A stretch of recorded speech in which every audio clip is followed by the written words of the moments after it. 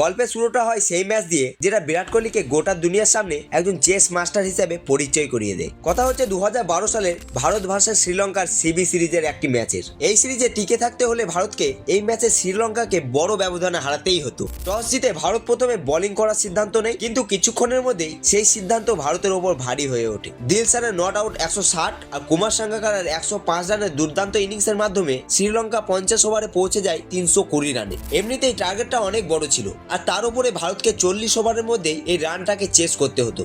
ভারতের হয়ে চেস করতে এসে সেহবাগ 56 রানে এবং সচিন 89 রানে আউট হয়ে যান। এরপর 4 নম্বরে ব্যাট করতে আসেন বিরাট কোহলি। সেদিন অস্ট্রেলিয়া শহর হোবার্টে বিরাট যা করেছিলেন সেটা হ্যারিকেনের থেকে কম কিছু ছিল না। গম্ভীরের সাথে 115 রানের পার্টনারশিপ করেন তিনি। এরপর গম্ভীর আউট হওয়ার পর রায়নার সাথে চেস আগিয়ে নিয়ে যান এবং 35 নম্বর ওভারে বিরাট তার নিজের সেঞ্চুরি পূরণ করেন এবং লাসিথ মালিঙ্গাকে একেবারে ধুয়ে দেন। বিশ্ব ক্রিকেটে এই প্রথমবার কেউ লাসিথ মালিঙ্গাকে ডমিনেট করে। ভাবুন তো, লাসিথ মালিঙ্গার এক ওভারেই কোহলি 28 রান মেরে দেন। মালিঙ্গা মিসাইলের মতো ইয়র্কার দিচ্ছিলেন, আর কোহলির ব্যাট থেকে বেরিয়ে সেই বলগুলো দ্বিগুণ গতিতে বাউন্ডারির দিকে যাচ্ছিল। আর এই ম্যাচে বিরাট 133 রানে নট আউট থাকেন, আর তার ব্যাটিং এ জোরে ভারত মাত্র 37 ওভারে টার্গেট চেস করে ফেলে।